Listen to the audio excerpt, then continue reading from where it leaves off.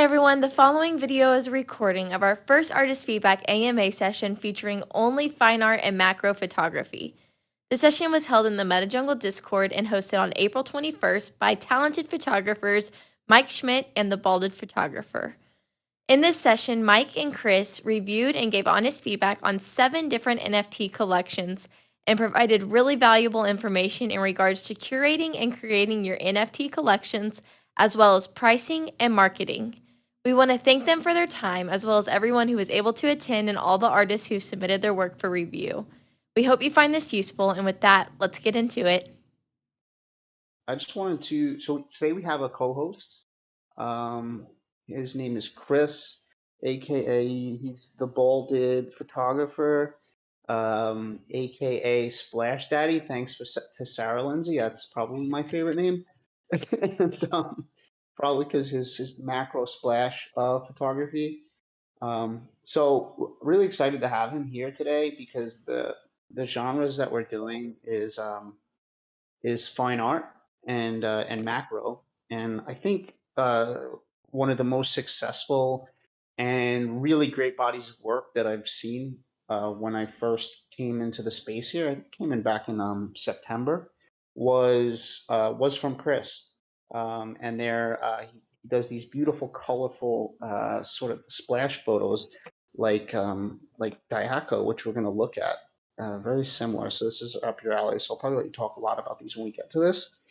And I know Chris, you've done really well with the collectors and also like dropping a really cohesive body of work. And so you want to tell us a little bit about like what have you always shot this sort of still life? Did you get into this during COVID or something? And then how did you kind of transition that into putting it onto Web3 and being successful? If you don't mind going into that, that would be great.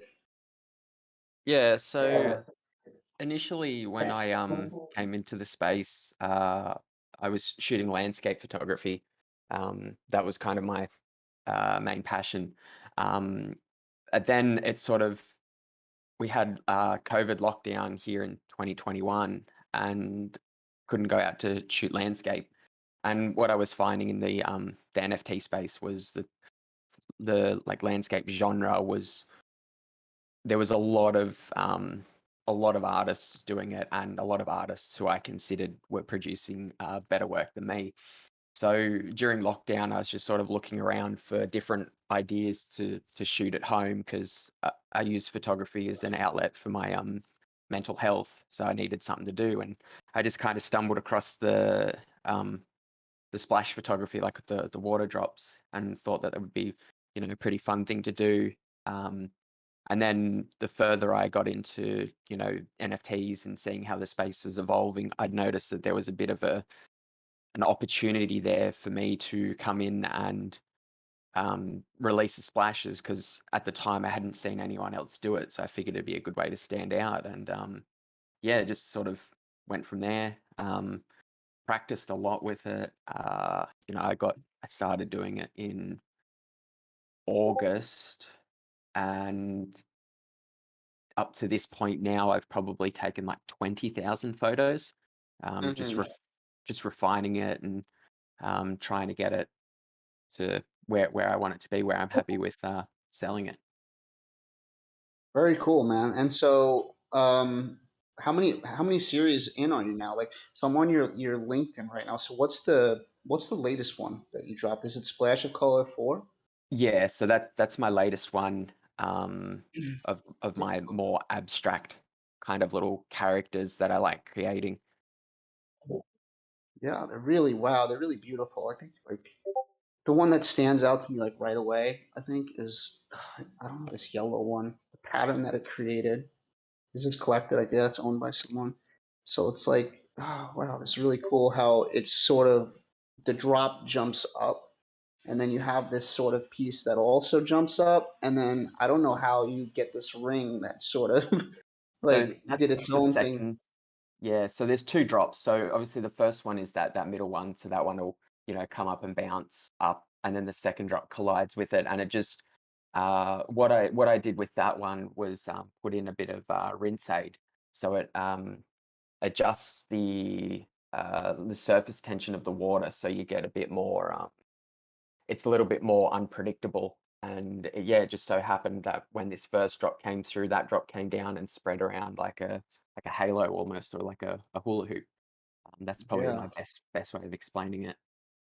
Yeah, really, really cool. And they all take on like these different shapes that you could, it's kind of like when I look up into the clouds, like people look up into the clouds and you sort of see something and then you try to point it out to someone and to see if they see the same thing. And some of these create those really weird and interesting shapes. So, you dropped the first series, I guess, and then and that was, which one was that called? So that one's not on my link tree, but that was just volume one. Um, Oh, it was a volume one. And so how did you how many did you drop with volume one? And so how did you go about like getting collectors and selling out that collection and pricing it, and like what was your thought process, and did you make mistakes at first that now you're that you've sort of switched the way you do things, or any advice for people since you've done really well in the in Web3 with these? Yeah, so initially when I released the collection was back when collections first sort of started to become a thing in the space. So there was a lot of talk around um, big bodies of work, so 20 pieces, 30 pieces, and stuff like that. Hmm. So I decided that 20 seemed like a reasonable number, and that was what I had managed to create at the time. And yeah, so it just kind of went from there. And in terms of like pricing, I just figured, because I was new to the space, that a low level would be a good entry point. Um, that way, it's sort of a lot less friction um, for people if they wanted to buy. It's a little bit easier to accept a zero point 0.1 ETH price point compared Or to say zero point 0.3 for someone who's new and there's no like I guess reputation because I came into this with no Web 2 following or anything like that, so I had to build it from scratch. So yeah, so it two, was same. interesting. Yeah, so that makes sense. So coming in, dropping these beautiful like fine art pieces and having them at 0.1, is like set for sellout. And then, maybe you come out with the next one and you priced a bit higher. Did you go to like 0.2? Yeah, so I stepped up to zero point 0.2 on the next one. Um, Volume 3 was a bit of a different one because the collector reached out to me and wanted to buy it all before it was released to the public. So we worked out a Oh, premium deal on that one. wow. And then, yeah, Volume 4 is zero point 0.3 because I feel like that was uh, comfortable level for where I was at. But Hmm. in terms of finding collectors, I kind of just continued to share my work on Twitter and in Discords and just tried to show it off essentially because it's a pretty niche genre. Not a lot of people know about it.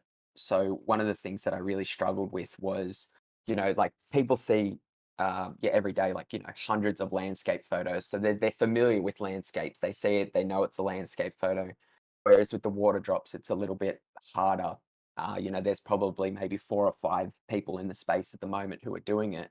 So people aren't getting as exposed to it. So it took a big effort for me to get sales, and then I got extremely lucky with well, one collector by the name of Moderates. He found my work. I must have shared it somewhere, and he came across it, and he ended up buying 13 pieces in one day for volume one, Wow. which yeah, which was just insane. Like I woke up one morning and looked and saw I had all these emails from OpenSea, and I was just like, "What the hell's going on?" And yeah, he just went crazy and bought them. And then he did the same thing with volume two. Volume three, he's the one that bought it all before it was released. So he's been a really big supporter of my work. So So I think you've done a few different things like really successfully, right?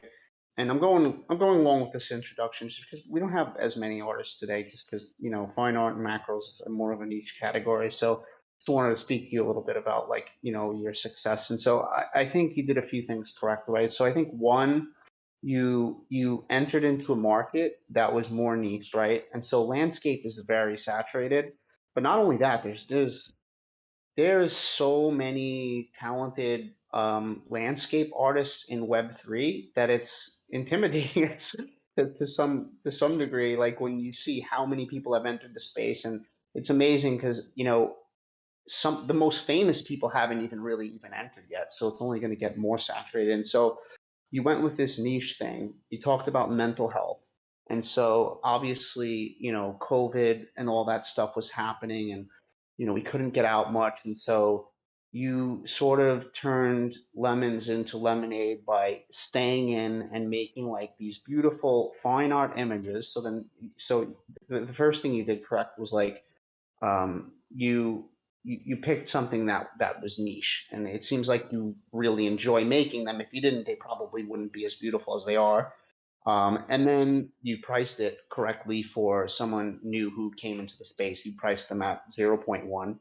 And then you've created built relationships with your collectors, and it's awesome. And so you mentioned like mental health, and so I think that a lot of people involved in art use art as an outlet for mental health. I mean, I know me personally, like I've always thought to myself, no matter what I'm going through, like I always have the camera. And so like if I'm going through a really tough time, I could take my camera, leave the house, even if I don't want to, get out there. And if I could make one great photograph, I get into like this sort of meditative, lost in space state where I'm just kind of moving through the street. And I'm like, after I got that one great shot, it's like a high.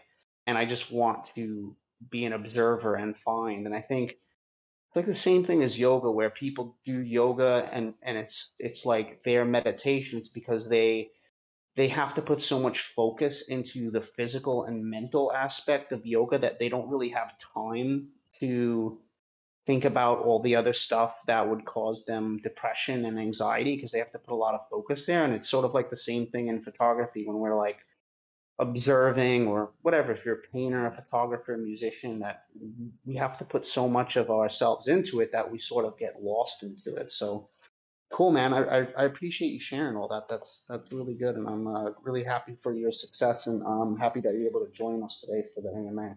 Thank you. Yeah, no, I appreciate it. Yeah, absolutely. So we'll move on then we'll go through some of the artists. So we have 7 artists today for fine art and macro category. Mostly it's going to be fine art. We didn't have that many macro submissions, and some of the ones that we did have were already picked. Uh, I picked them, and then I realized they were already picked a couple of weeks ago. I think maybe Dan must have written a macro session. So we'll we'll start with Coffee Story on 35 millimeter, and this is by Sardar Tepe. And so I'll read the artist statement here. So coffee, an indispensable taste to start the day for most of us. An addiction. It's a beverage that we've enjoyed for centuries, and its taste and smell. How many photos do you have with coffee, which is much in our lives? Coffee is not only delicious, but also pleasing to the eye. Beans with or without milk are something that deserve to be photographed. In this collection, I present to you one of ones that provide an aesthetic look coffee, a collection dedicated to coffee by a coffee addict. All photos taken by a 35 millimeter, so I believe they're shot on film then. Some of the photographs were exhibited in Milan, Rome, uh, how do you say that, Lviv, Kiev, and Hong Kong, and especially in Istanbul. So I believe the artist, Sardar, is from Istanbul. I remember him in talk space with me. And so we'll go through and take a look at some of the work here. And um, first thing that I noticed well clearly is that it's there's coffee in every shot, right? And so there were a few in here that really stood out to me. You could see that I've put hearts on them. And before I put a hearts on anything, I kind of looked around and I said, what in here looks like, it could possibly come out or looks like it's like doubles. And so we have three shots, sober, opiate, and hush. And I was actually personally most drawn to sober and hush, but sober was already sold, and so that's the one that I favorited if I was to narrow it down, because you can't take back a sold image. It's beautiful, beautiful photo. Love her to how she's turned around, gazing at the camera. Really nice compositions and color relationships and all that done here.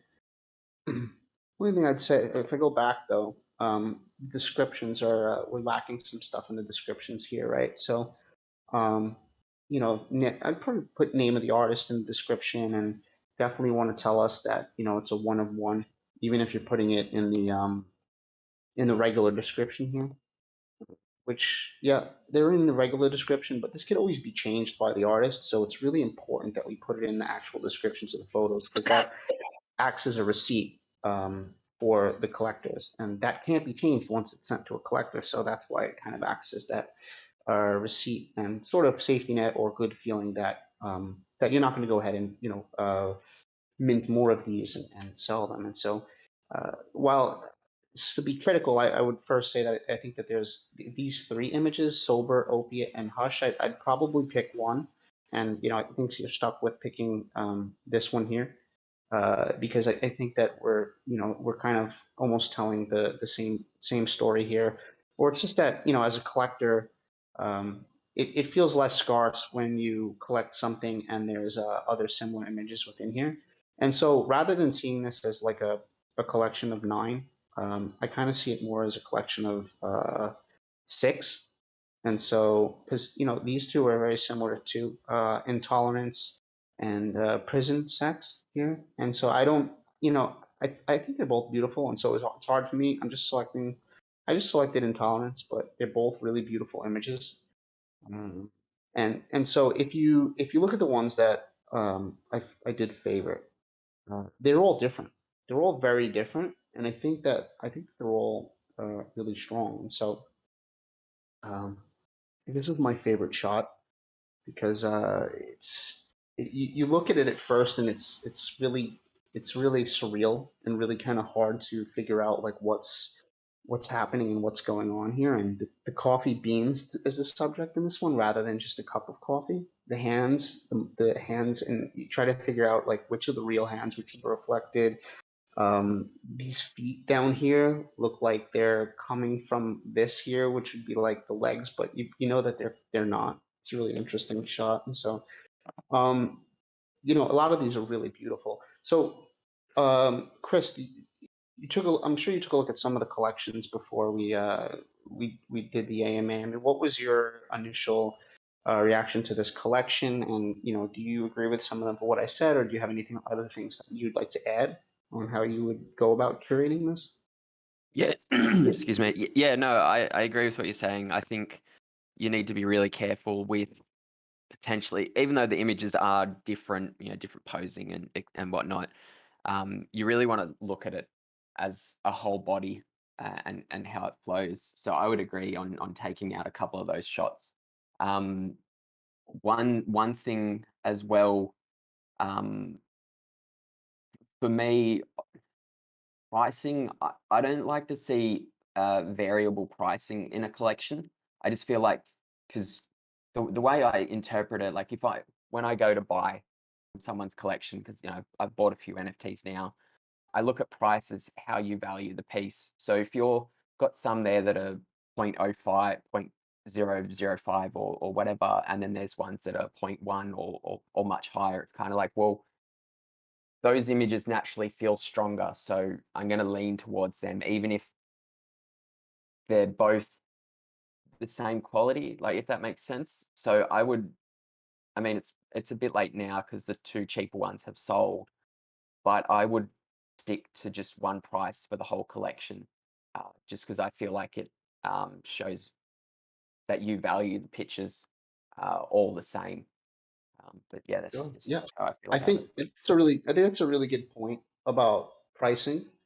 Um, I've already thought about my next collection that's going to come out, and they're all going to be priced the same. And I think I think when there's a varied pricing, that it's like there's a question to be asked there, and the question is probably if one picture is valued higher than than another, then maybe the collection or maybe the work has to still be kind of revisited, because if you could create an image uh, that's that good, then we know that you have the potential to create more that are at that level that you could be valued. And so I think a lot of collections come out possibly prematurely, where maybe they didn't revisit enough to the point where they could have their pricing to be the same all across the board. And I think that if the pricing is significantly higher on an image, that within the description there should be like some good reasoning as to why, like that the photograph was much harder to take, or maybe it's won some awards, which I don't even know matters that much in the Web3 space, as much as it maybe matters on the outside. So I do agree with the pricing thing, and I have done varied pricing in the past, and what it made me think about my own work was that, like, well, if some of them are better than others, then maybe I have to spend more time on the actual project. So I like that point. Definitely agree with that point. I think as well, you've got to put your feet, shoes, if I can get the expression right, you've got to put yourself in the collector's shoes.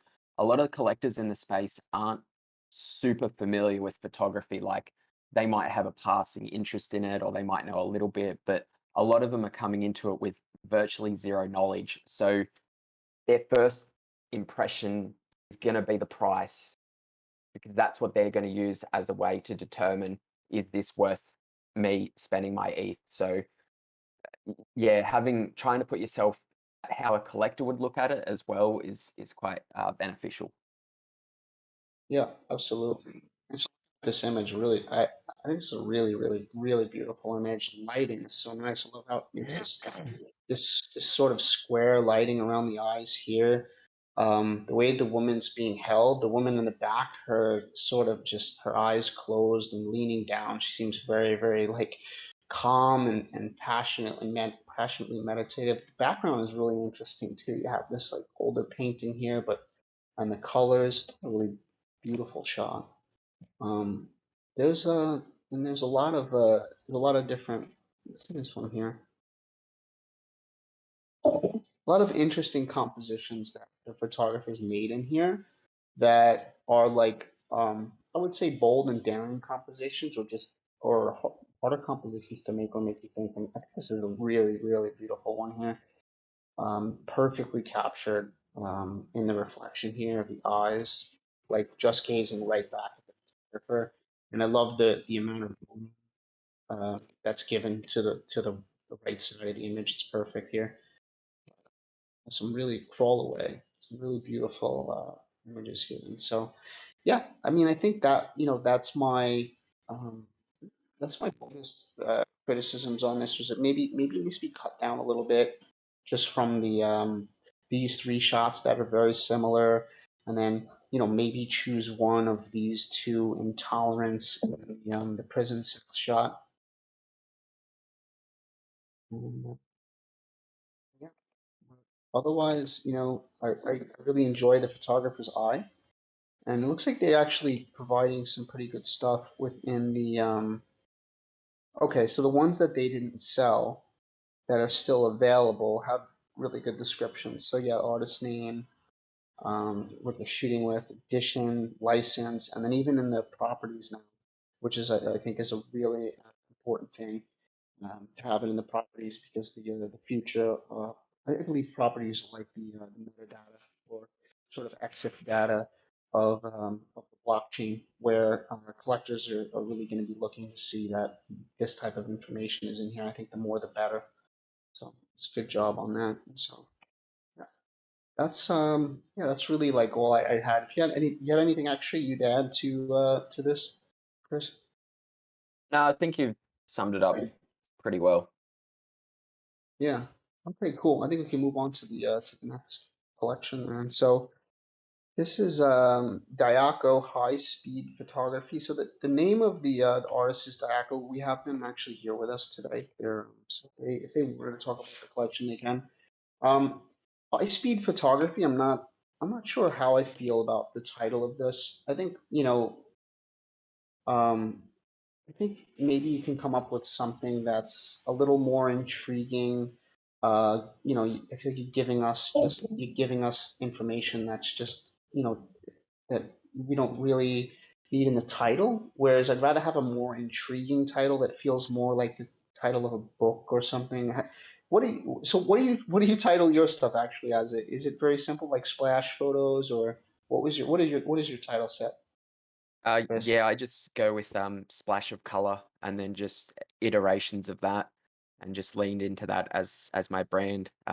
It's literal, but it's also emotive as well, so it kind of It's works on less both. literal. It's less literal than high speed photography, though, right? Yeah, Because yeah, I feel like high speed photography is sort of just telling us almost like the genre, like maybe not the genre, but like yeah, it is high speed photography, right? Because you have to shoot. I'm guessing super fast shutter speeds and probably a lot of shutters to get these images. Is that right? generally you just use flash to freeze it, so you shoot around 125 or 160. Um, at Oh, least that's that's not that how fast. Yeah, at least that's how I do it anyway. But the drop itself is over in milliseconds. Oh So yeah, so you have to shoot a lot. Is that like you shoot a uh, lot and then you kind of like pick from it, pick from the yes, ones that. so you use a Cool. trigger, and then that'll take the photo for you, and then yeah, you just keep going and going and going. Some sessions I'll take like close to 1,000 photos, and might have only, I don't know, 10 or 15 that are worth putting Yeah, into my catalog. which makes it scarce, Yeah. right? Because your selections. So let's read the artist statement. So I'm a photographer. My photography genre is dedicated to drops of liquids like water. I started shooting drops professionally in 2004. So what is that, like 18 years, 18 huh? years. And it continues to this day. This method of photography requires a lot of talent and patience. Hundreds of shots are taken to get a good photo. In this type of photography, a number of drops with solenoid valves controlled by a time machine that I made myself are dripped from above and below. And the moment they collide with each other, the camera and flash act at the right time by the time machine, creating amazing images. So it's not like a time machine where we go back in time, but it's a timing machine, creating amazing images and figures, all called water bodies. All shooting moments are done in less than a second, and high speed is required. Thankful. Interesting. I think maybe a little bit of a little bit of help with the artist statement. I know what you're saying and everything, but just if you want to hit me up if there's like a little language barrier on this, I could definitely help you write this and sound a little more professional, but definitely interested in how you're telling us how you go about and create these. So let's just kind of like dive in here, and I think they're really really good. Um, they're really beautiful. There's a lot of really nice ones. What I noticed when I kind of first looked over these, right, is that it feels like there's just a few that kind of don't fit. Like the Apple one, um, the Spider-Man one feels to me like it's trying a little bit too hard, where the other ones just feel like natural fine art, where I wouldn't consider this one fine art from my own viewpoint. And then I I love the white background. I feel like the white background ones are some of my favorite shots, and I think that they would be really beautiful had they been just in one collection on its own. Although, I do think that, you don't have to have all white backgrounds, but some of them just feel a little bit different, right? Like the Milky Drop, gorgeous, gorgeous, gorgeous, but they just feel a bit different. Now, I think they're really gorgeous, and like a lot of these are just it feels like just dancing motion and beauty. So I'd love to hear from you, Chris, because this is more along the lines of like what you shoot. I'm more of a documentary and street, and so I can give my opinion on how I feel about how it looks as a whole. And so what are you seeing from as a whole from this collection? And like what's successful, and what do you feel like maybe is not as successful in this as a collection? I would say that definitely you want it to be a little bit more cohesive. So obviously, like the apple drop, which is cool, and um the other drops I would probably put into a different collection, and have them stand out on their own, and not be overshadowed by some of the other shots. Because I feel like the white background ones are really awesome. Like I love how they flow, and they're just in this collection they stand out a lot more.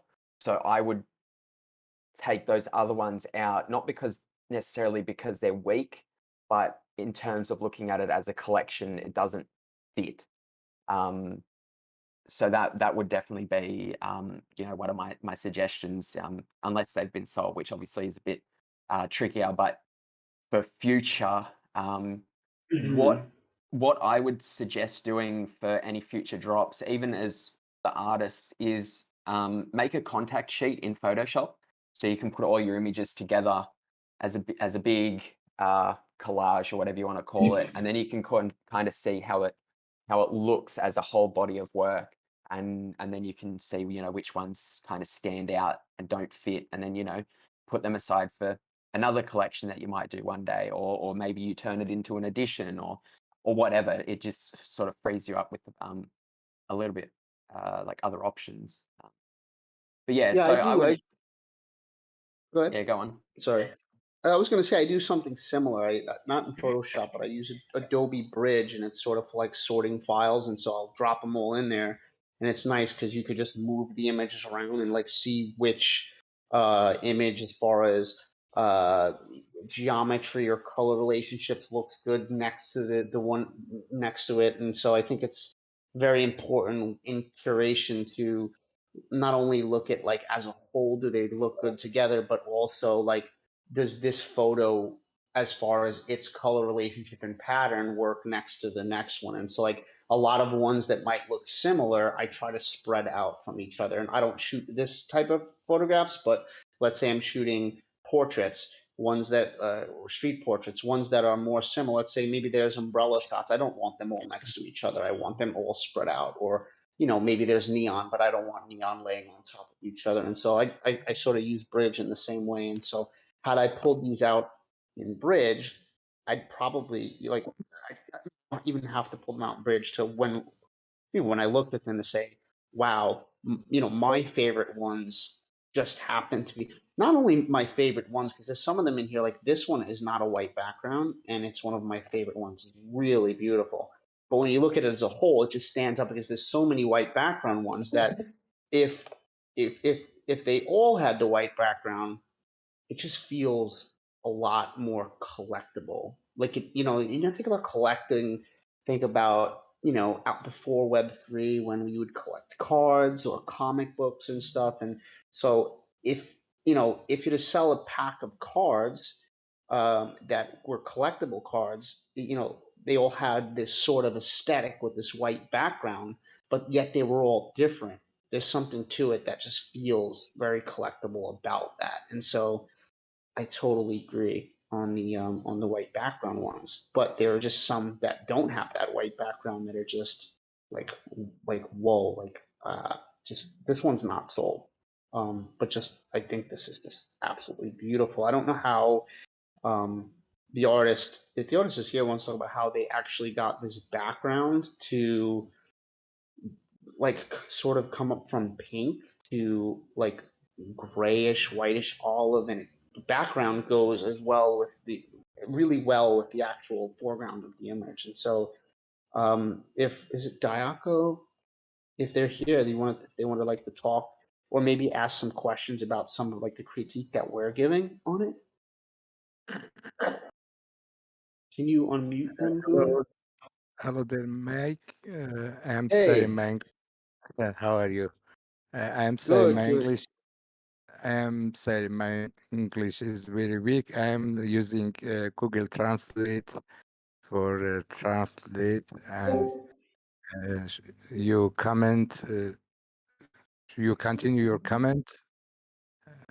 I'm sorry. Thank you. Okay, you're welcome. Yeah. So, what is your native language?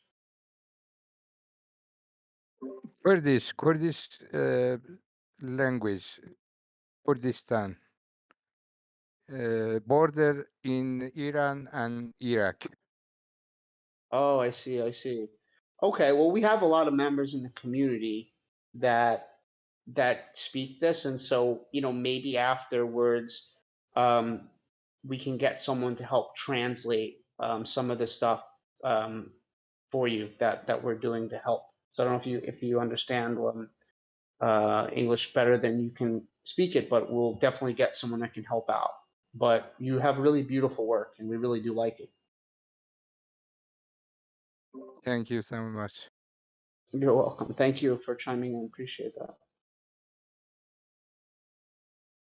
So yeah, and so let's look at the price wise. You have a floor of 0.15, and then you have 0.2. We sort of already talked about the pricing thing, and I don't I don't necessarily think that like um this for 0.12 is worth any less than sort of you know some of these ones that are at 0.2. So yeah, I think pricing all across the board the same on these would actually would work really well.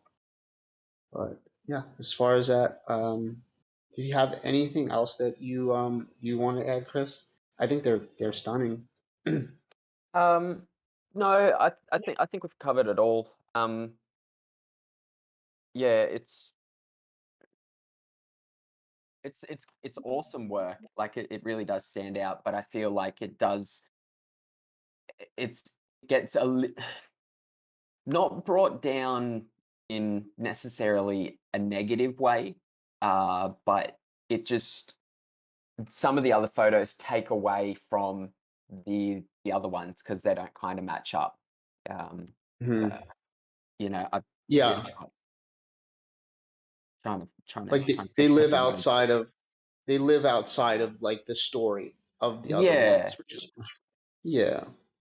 So, and I mean, and that's the thing is that like there's a lot of great photographers in Web3. Like so many people that we cover in the AMAs are like some really amazing photographers, and a lot of people just have trouble with curation. I mean, it's just a completely different art. And like, had I not gone to school for 4 years and was sort of forced into learning how to curate, then I would probably be having a really difficult time curating my own stuff too. It's because like we get as artists, we're sort of attached to like almost all of the shots that we take, and it's hard for us to kind of put them into different categories or just say like hang up one of them and say like maybe this is their favorite image, maybe Flower Drop's their favorite image, and it's like sometimes it's hard to pull it and say like, oh, it just doesn't fit the story, and like I think it's a patience thing. And it's just like, use the ones that fit the story and sort of put the other ones into like a different shoebox. Like, I remember when I was in school, this teacher would talk about like being out and shooting. And, this is when we were shooting film. And it was like, and take different pictures and put them into different shoeboxes. And maybe you don't have a name for that shoebox, but drop the pictures into different shoeboxes. And then one day, all the shoeboxes will be full with different images and they'll all tell a different story, and then you can have then that's kind of where you have a bunch of different series. And so kind of like to relate it to that. But yeah, lots of beautiful work here. Yeah, just did you have something, Chris? I was just I was just gonna say because I didn't go to art school or anything like that, so I never really learnt about curation. But I did. I was just having a look at my collections and just seeing how they flowed when I first released them, and I made the same mistake.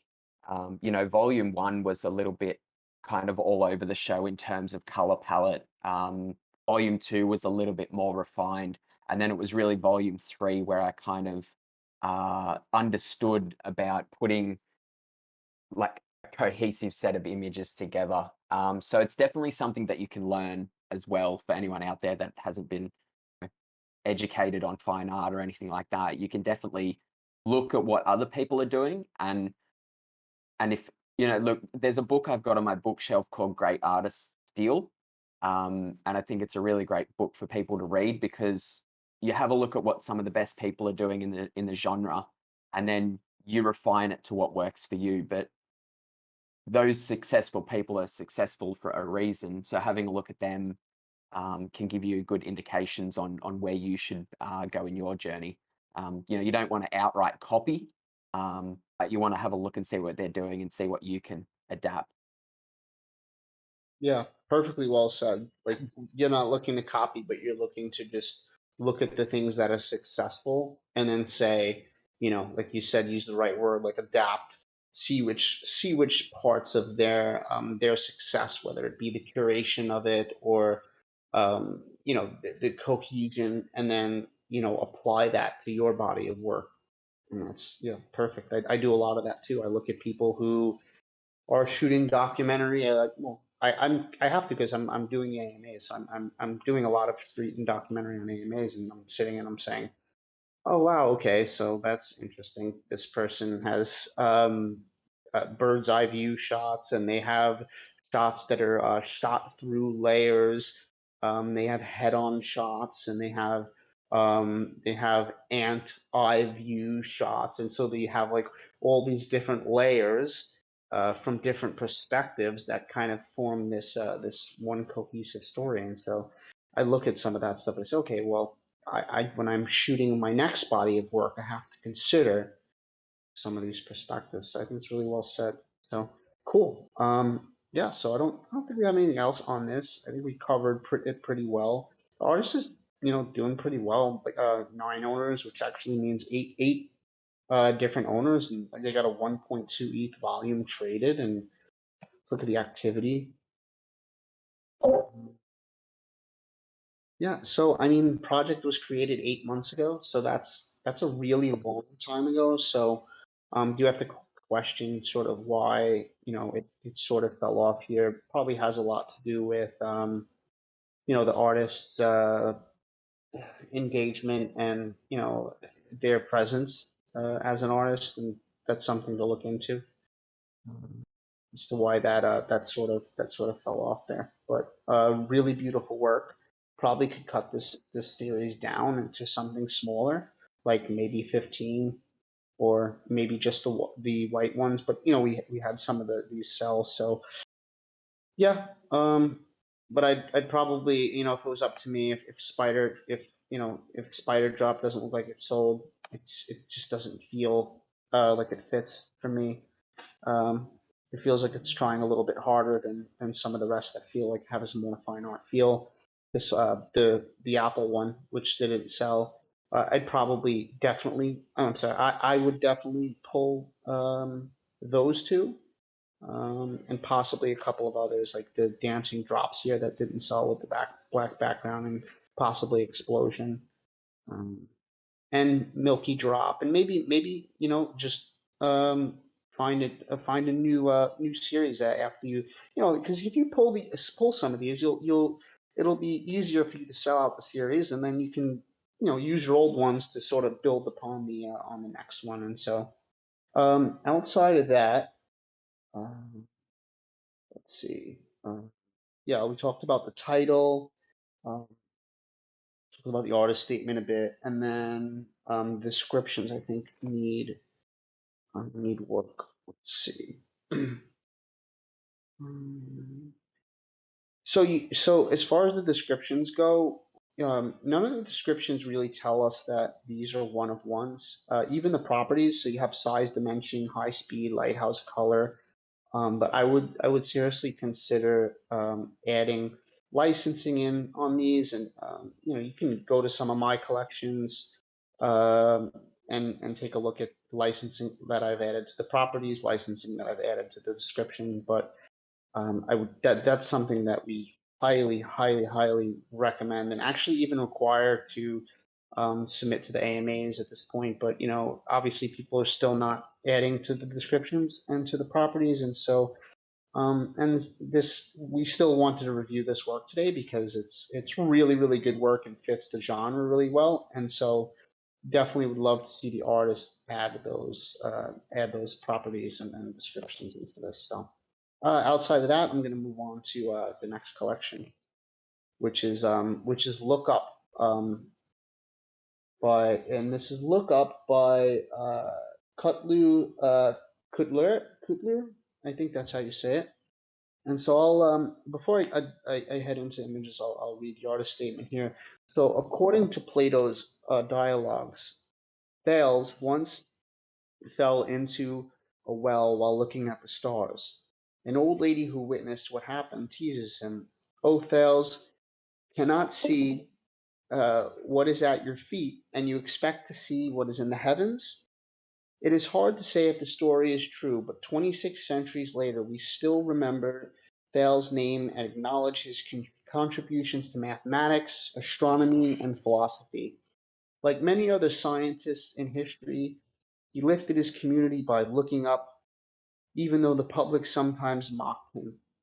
Artists, too, were often ridiculed by the public, yet the builders of our cultural heritage are the artists who break social norms, showing a hidden beauty or an ugly truth by changing the perspective of the people. They educate us on how to look up. Hence, this collection is dedicated to those who keep looking up to find a hidden beauty or an inconvenient truth, regardless of what other people think of them. So I really love the artist statement here. It's a really beautiful one. It's true that a lot of people who um, have this great insight, or these people that truly think outside the box, are yet ridiculed over and over through history by others who do not necessarily question the nature of reality. And so, really beautifully written statement. It's very intriguing. So this artist statement here is one where I'd probably use it as an example for a lot of people when writing artist statements, where it's where the artist who wrote this, they're with us in the room today, is giving information that's really intriguing, but not so much information and telling us how to like look and read the images. So like when I go into these images one by one, the artist statement doesn't hurt the images, but it actually lends to what I'm looking at. And so after that, the artist writes, the collection consists of 10 unique one-of-one NFTs, and I'll be donating 20% of the revenue to the education of underprivileged children. I'd probably add in there what organization that you're donating these to. Collector perk: owners of 2 or more NFTs of the series will receive physical 30 centimeter by 40 centimeter fine art prints of collected images. And so 8 are available, and there's a series of 10. And so some of them sold here. And so the ones that sold are actually, for me, they are the ones that I probably would have collected too. They're really intriguing. And I'll actually start with number 2 because it's my favorite in the collection. This is just really beautiful image. I love all the geometry, and just I love the white. I love all the white and the black squares that sort of just lead you into this another white square, which is just a sort of a blank dimension, like where it heads us into this other space. The light at the end, really fascinating image. And this was the other one collected here. And these are really beautifully done minimal images that are Wonderful here. Love Sloika to be able to sort of just go through these. I think this will look better on a white background. Yeah, makes more sense. This is interesting, this one, because it's like we're looking up. They're all look up. So they each have they each start with if you look up. This one's if you look up while waiting to get into the bar Manchester and Barcelona, you can see a glimpse of a barry Gothic architecture dancing with the sky. And it looks like it's shot at a long exposure because we've got like these light streaks of the sky and it's just coming through. It almost looks like you'd also be looking down at this body of water that runs through. A beautiful shot. So really sort of abstract architecture.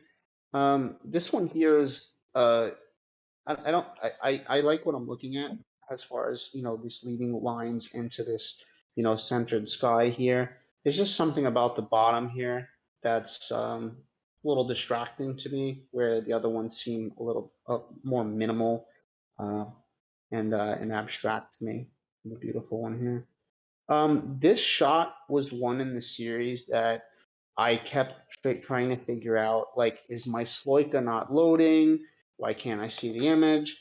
Then I realized that that is the image. It's just super white, and I don't agree with the choice of editing on this one. Although I think it's a really beautiful image, the editing is just so far outside of anything else in the series that it just really sticks out like a sore thumb to me.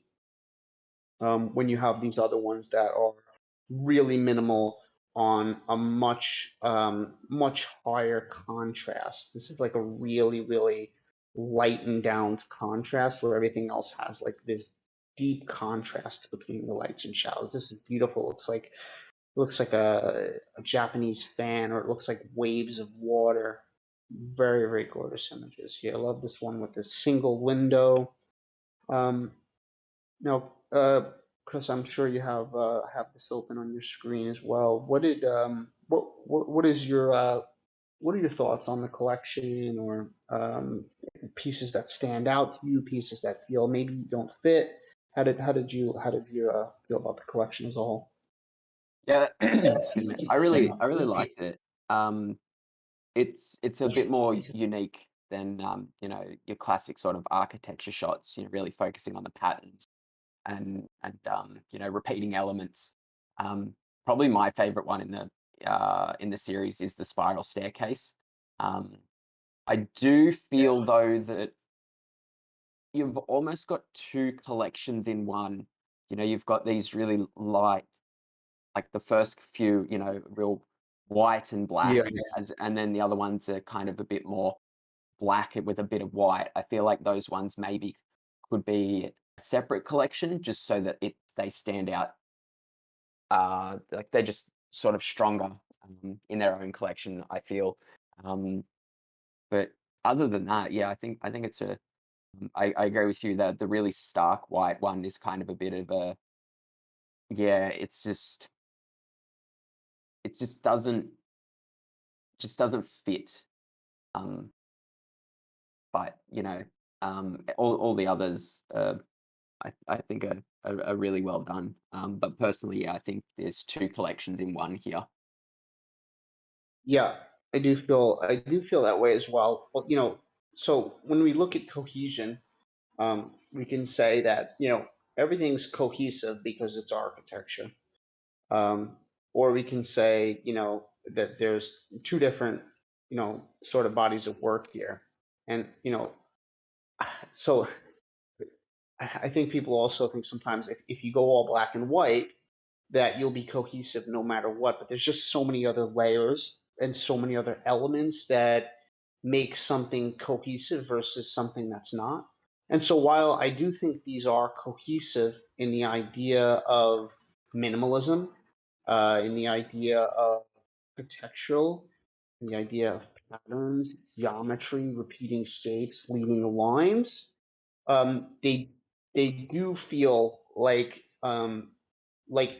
two different bodies of work in a sense that um, we have these really, really white ones like in the beginning here, which actually happen to be my favorite. And I think you feel that way I'm not sure if you feel that way as well, but it sounded like your favorite one is the staircase one. There's something about this, the white with the subtle blacks, that is just something so different.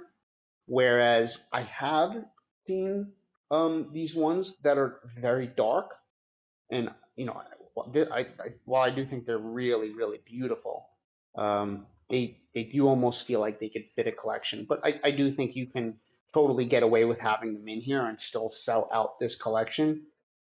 It is really just this one that really felt that it didn't belong for me.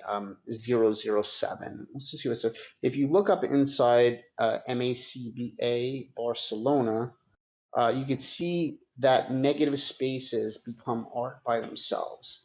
And so I don't know if it was an intentional edit or if it's overexposed. I feel like it's an intentional edit, and I do think could fit really well in a fine art series that actually has everything edited like this, because there is something really intriguing about just these, you know, two layers of white on light gray, um, and you can still feel all of the dimension in it. So I do think it's a really successful image still.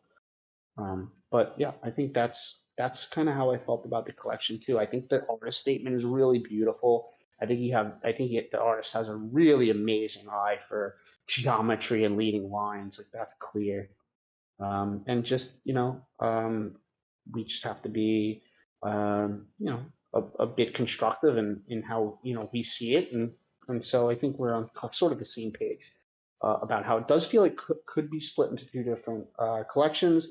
And that one, 007, maybe it's an Easter egg or something. It does feel like it fits a bit outside of it. And if it was like sort of an Easter egg, maybe it should be described within here. But beautiful collection nonetheless. Probably just needs some more eyes on the actual collection.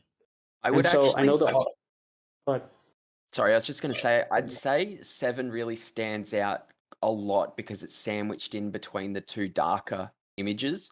So, your eye kind of gets used to the real dark, and then it swaps over to this one, and then you've got the other dark image. So it might not look as out of place if it was placed with the other more predominantly white ones. Still probably out a little bit, be as obvious. I think just as I'm looking at it now, I feel like maybe that is also why it stands out a lot more, just because it's sandwiched in between those two darker ones. yeah, I mean, the blacks are just so bold in these ones, even still though, where where there's really no blacks that are present at all in 7. So while it might fit better there, it still feels like it doesn't fit. And it's Leica, right? So there's not much that the photographer could do. I don't think that they could place it over there. I think the only thing they could really do is possibly pay gas to have it burned if they wanted to do that. Not saying I don't know that you have to do that. It's just, if we're going to be critiquing the work, that's probably what I would do.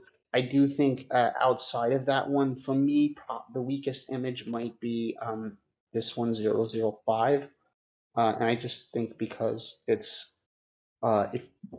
feels less minimal. I feel like you're better than this actual shot, because the other ones, um, they do feel more minimal. I think it's really a lot about the bottom of the frame here that sort of makes this image feel a bit more busy. And maybe if it was taken closer up here, but this is just my personal opinion. So. But yeah, outside of that, I love the way you're seeing the world. I think it's brilliant, especially these first two. I think they really fit this category of fine art. I think they're really, really fine art and really beautiful. So I know the artist is here. If we could unmute them, and if they speak English, and if they have any questions or any comments on some of the stuff that we went over, that would be great to hear from the artist. Hey guys, thanks for the Hey. reviewing. Yeah, absolutely. Did any of what we said resonate with you or stand out? Do you have any questions? No, all is clear. I understand your point about this 007. Mm-hmm.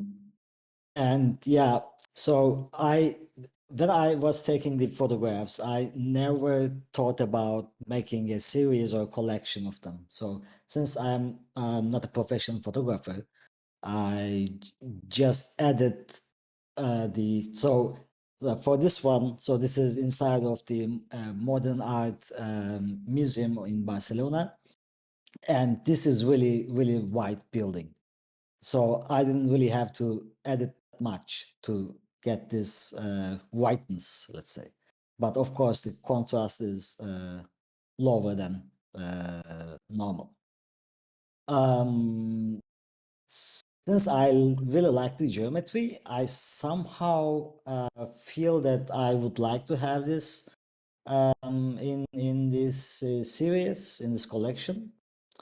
And yeah, honestly, I never thought about um, having two different collections. So uh, then, yeah, since I like the image, the minimalism of the image, since this is going to be my only up collection, I just wanted to include it. And maybe you are right. Maybe if I would move to the number one, actually, that was one of the idea when I was first deciding about the order of the photos, and then it gets confusing because so when you look up when you visit the web page, so I wasn't sure people would look at this in desktop, the cell phone, and would they check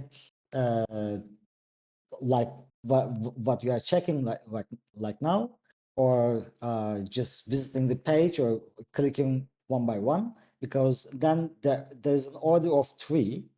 So the first three image, and the second three image, and the third three image, blah blah blah.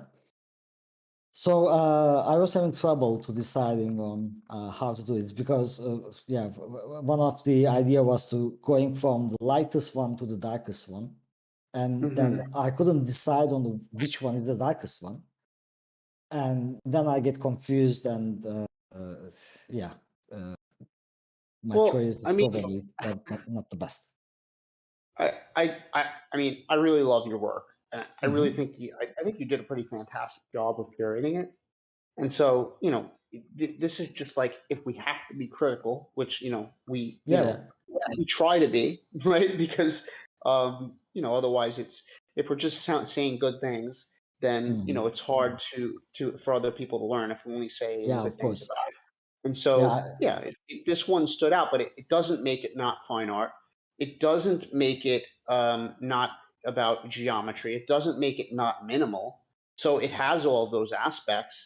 It just felt a little bit different. And I mean, I think that there's a collector out there that really wants this one because I think that there's something about it that's super intriguing that you can still see layer upon layer of dimension, even with just maybe two pieces of two tones that can show that. So I think it's still a really successful image. So how long has your series been out? That you have 1 month. so 1 month. So when you had to collect it, was it the same collector? Yeah, this is the same collector. It's just collected the day after the Yeah, release. yeah. Smart guy. Very beautiful images. Really beautiful collected ones.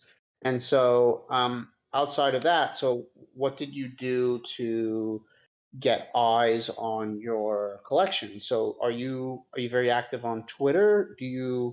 Um, do you have this collection as your pinned tweet? Do you talk on Spaces?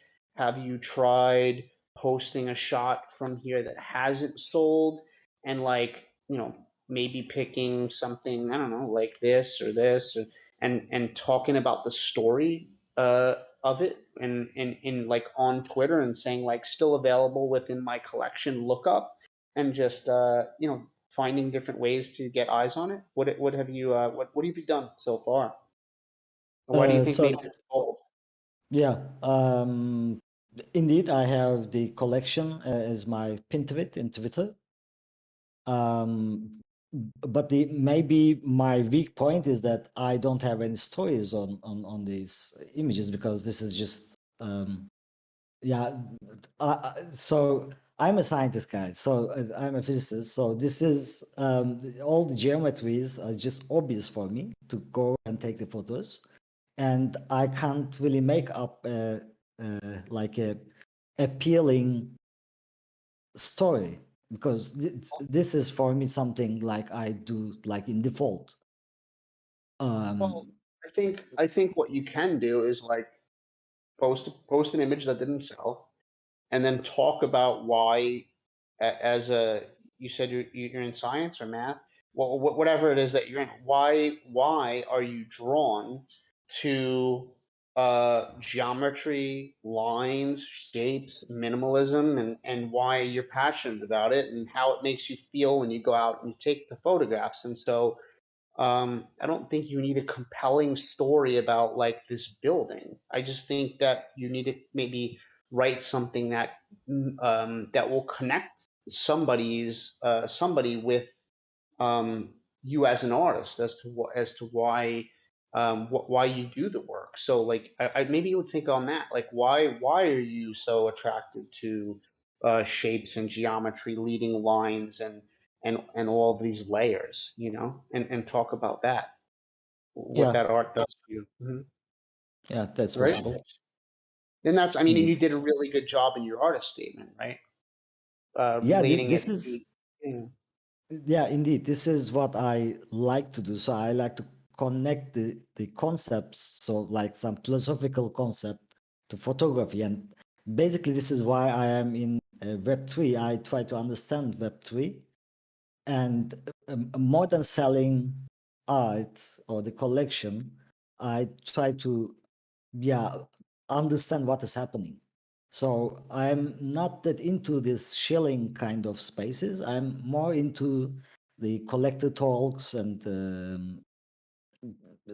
on decentralized finance or decentralized system kind of talks. And there I talk. But when it's about shilling, I just get bored and I want to use my time effectively. So I just don't join that much. But yeah, this is I would just my choice, I guess. I would say you've actually sort of hit the nail on the head with how you can get your images to kind of stand out on Twitter as well, is with your classic literature and stuff, is you connecting that as well, and educating people on that, and why you see the comparisons, or whatever it happens to be. I think if you can get some really intriguing posts, people will find it quite fascinating. You'd be surprised what people will connect with. So I definitely look into that aspect as well. Yeah, good point. I can just so I wrote a thread about Web3 and the communication stuff. So I can just continue writing these kind of things. And yeah, so I was thinking like if I attract enough attention, not because of the not necessarily due to the collection, but my personality and so not as an artist, but as a full person, as a scientist, as a philosopher, as a writer, blah blah. This is also another way, and I don't have to sell out like in month or something, since this is my not my profession anyway. So I don't have any hurry. Yeah, but good points. Thanks. Cool. Thank you for sharing. Appreciate that. Yeah, Cool. thank you for the all the review and all the comments. Yeah, sure. And people in the audience, please, go and check out the collections we've talked about, and retweet some of the artists and help them. I always say it costs 0 ETH to retweet and help another artist out and get some visibility on the work. And you can even go a step further and quote tweet and write something about the work and how you feel about it. So if you guys want to do that, please, it helps artists. So, all right, cool. Gonna move on to the next artist here, and it's this is Adam's Ale by Jess Licata. I believe Jess is here with us today. So I'll go into the description first. So being surrounded by beaches growing up has made me realize how much I enjoy getting lost in the movement of water. The reflections, movement, and distortions have satisfied me over the years, and I'm able to bring it life. I love how it feels, reflects on the skin when the light hits it, and how it makes me feel internally. Reflections in the water seem as they're dancing for you, and you can't seem to look away. Special thanks to Alexis Donnelly and Bruno Cabrera. And so if we go to activity, we can see that there hasn't been any sales. There's 5 within the collection. And so we can look at the collection from far here. And so first thing I noticed about the collection is images are really beautiful. I think they're really great. I think some of these to me really qualify as being fine art, I would say. Even though they're portraiture, I think they could still be fine art. And so for me, Embrace, the first shot, Embrace, Parallel, and Settle In, I thought were really, really, really beautifully done. And, really can fit into that category for me. I feel like they ask more questions than they give answers to, and really, really wonderful and beautiful and thoughtful compositions. Obviously, a great photographer. If I were to be critical, I'd say that there are some just repeating things that are happening in here. I mean, especially if you kind of just look in the first 3 images, this sort of like neck up, neck up towards the sky, neck up towards the sky. Um, these 2 images are, quite similar. And, if I had to, I would probably personally choose this one here. I just think it has a bit more depth. I think it has a bit more um,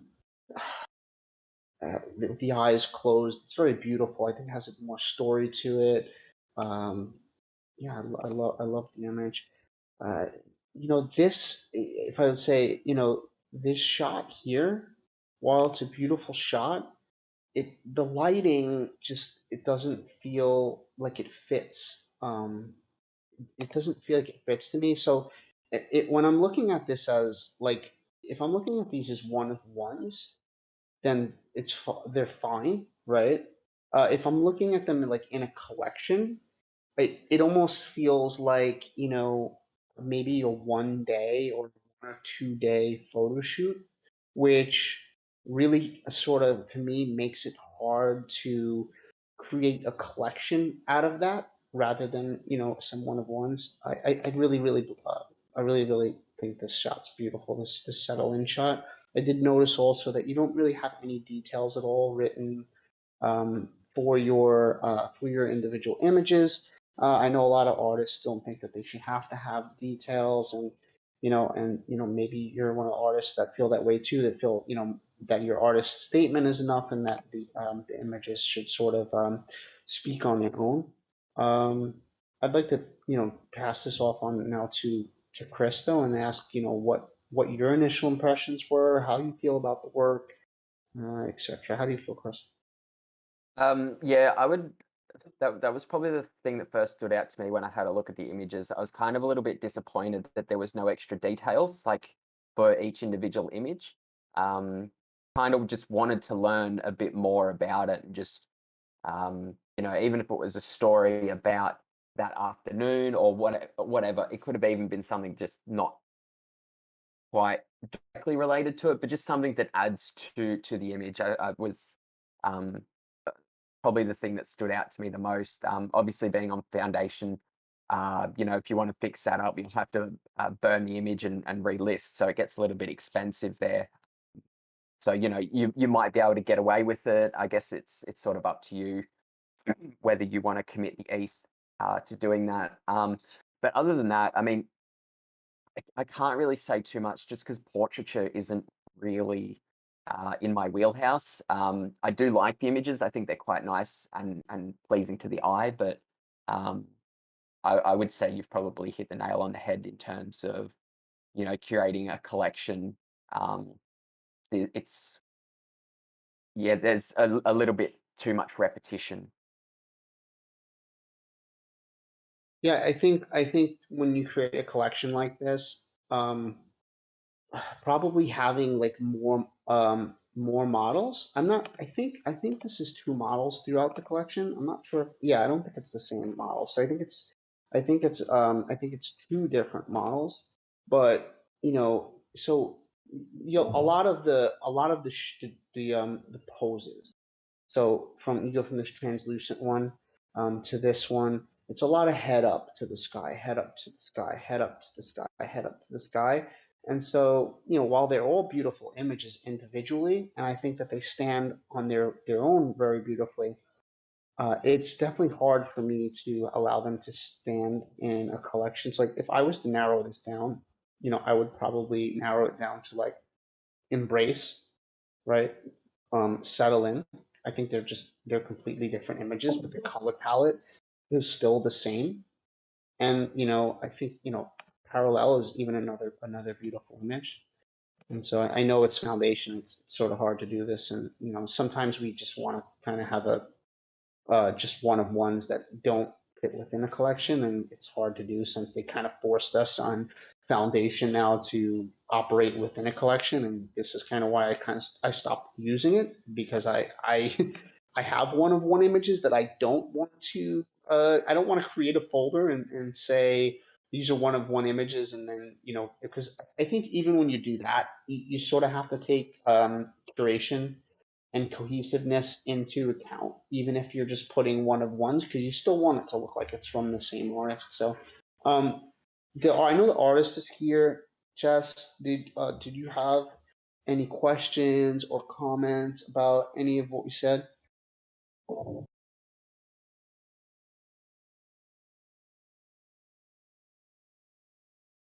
Can you hear me? Hey, Jess. Yeah, I can hear Hey. you. Yeah, no, you hit it on the head. I wanted to get that exact feedback. I was just really, really obsessed with the photos and the whole imagery of all of them. I think I just got a little too carried away. And then when like a couple days went by, when I minted them, I'm like, these are a little consistent. So no, I love the feedback, and thank you for taking the time and doing that for me. Oh, okay, great. Like that's that's what we're here for. So like when, you know, when we get a response back like that where people are, you know, so okay with having constructive feedback and, you know, willing to admit that, you know, maybe they're a bit excited when they meant it. I mean, and like we've all been there. Like I've done the same things too. Like, yeah, like individually they're all beautiful images. And I think that, you know, you're obviously a fantastic photographer. You know how to capture emotion. You know, if they're not, if, you know, they're not all self-portraits or self-portraits at all, obviously you can connect with your subjects. So I think just like getting out and just shooting more of different subjects in different, you know, poses and such in different environments, but like even keeping like this color palette that you have going on, although, you know, maybe this one is a bit different because it's a different time of day, like that it can be, you can make a really successful like collection of it. And so my question would be for you, is this your first collection? Do you have a sold out collection or anything like that? So, it's actually there was 2 outfits throughout the day. I haven't posted the first look on Twitter at all, but it's on my Instagram. It's the same model actually. It's just that parallel is just a little brighter, and this was around blue hour. Embrace, no words, and settle in.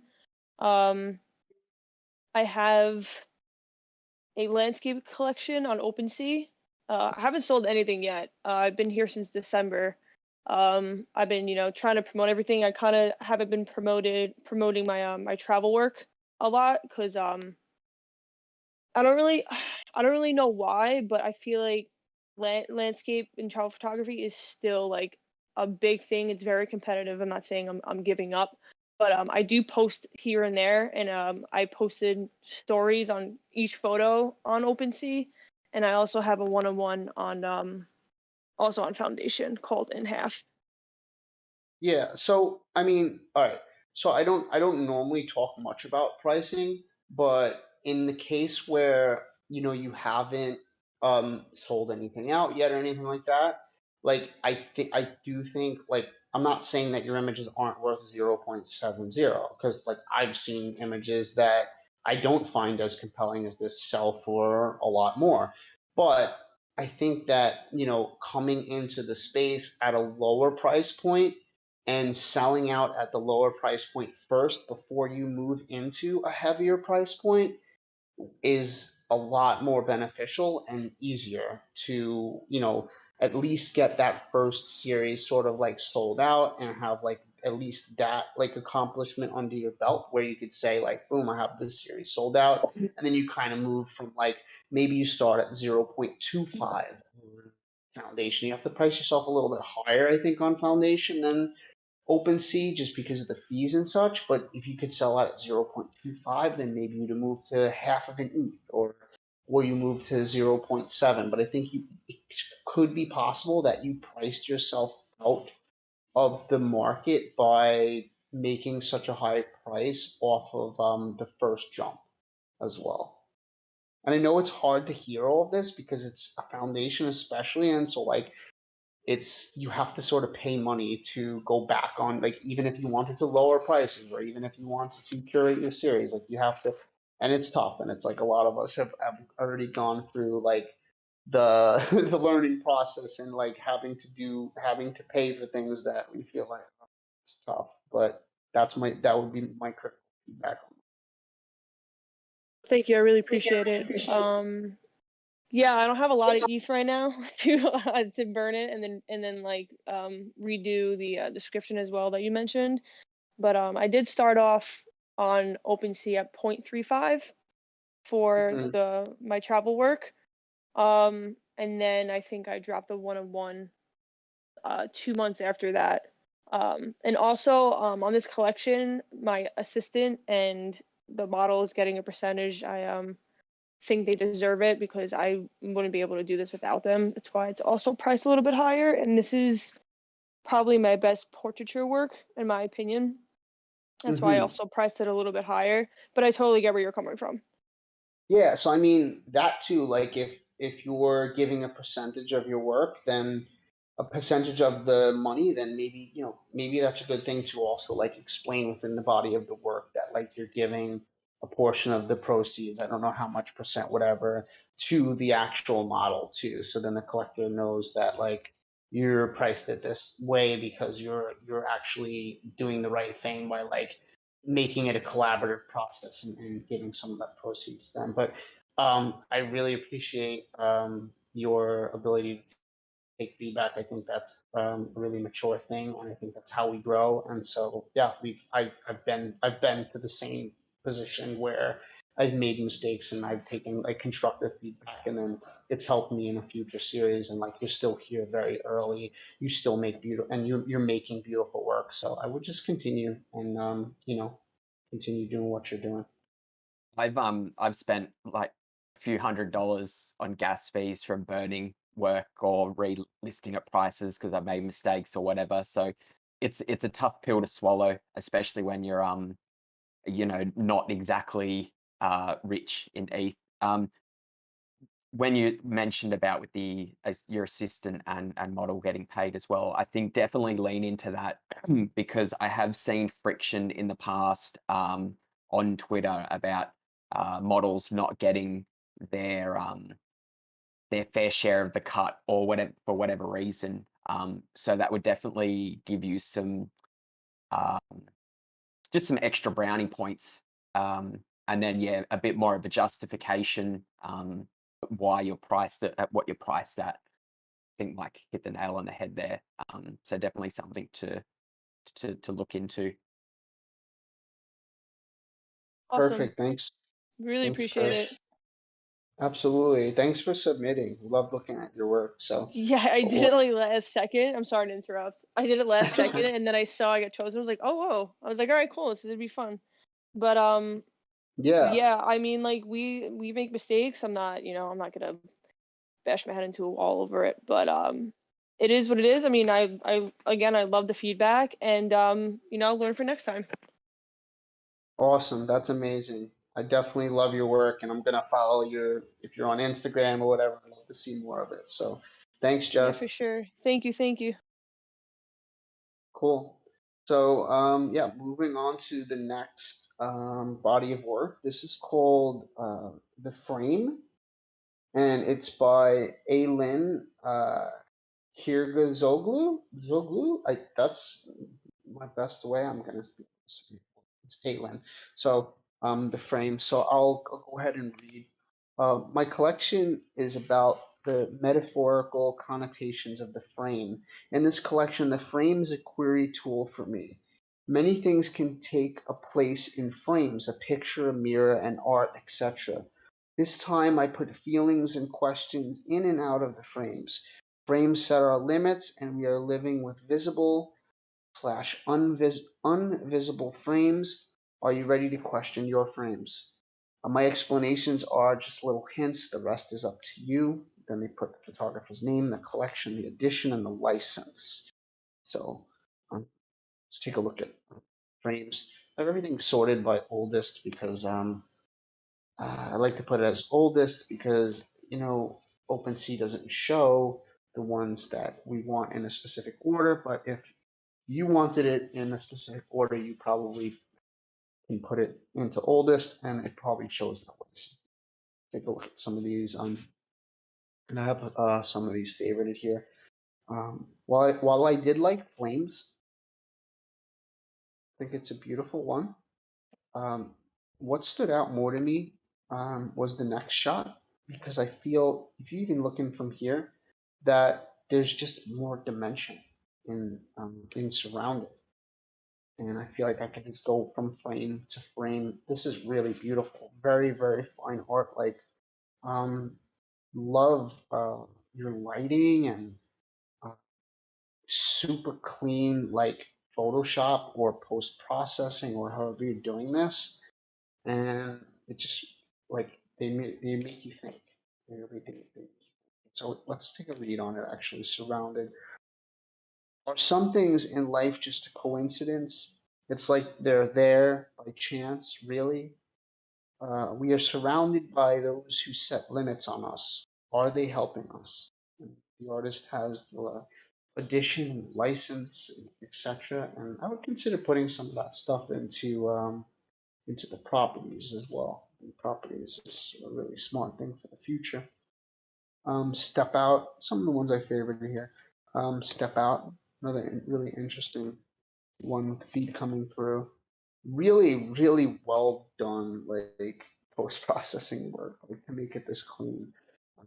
Really, really has a fine art feel. It is necessary to stay within the framework presented to us. Is it safer than the unknown? Are you ready to step out of the frame presented to you? But there are many frames to go through.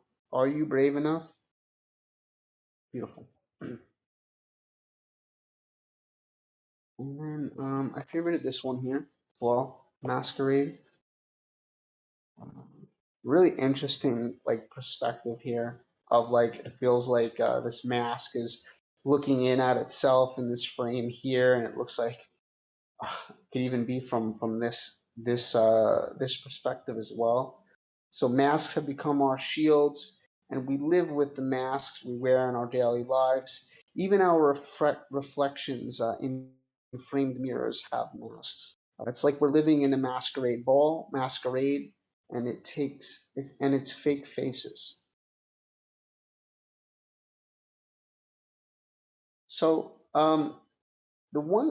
couple ones that like I didn't favor. Let's talk about that. So I favorited this one as well. Let's look at this as well.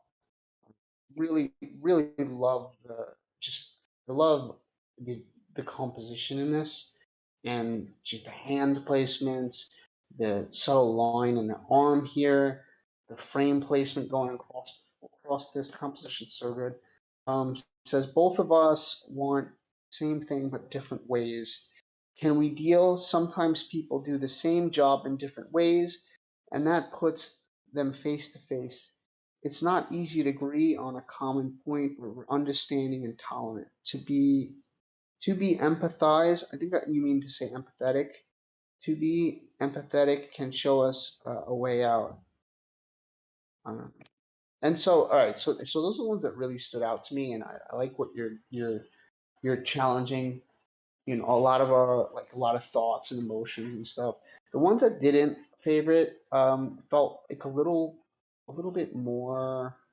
I don't know. They felt a little more forced. And while this is really interesting, this slow shutter speed and the face coming out and surreal, I just didn't find it to be as strong as, like, let's say, like these cleaner, finer compositions. And maybe that's just me. And then this one felt like a little bit too. I don't know. Felt a little too try hard compared to some of the other ones. Which one needs to be heard? Is a person who's trapped inside, or is the person left on the outside of the frame? Sometimes someone tries to reach us, but do we notice? I am here. Does everyone hear me? Do you wanna talk a little bit about this, Chris? I actually have my girlfriend messaging me right now, and she's out, and maybe she can't get home or something. Do you want to talk a little bit on this? Yeah, sure. Sure. Thank you.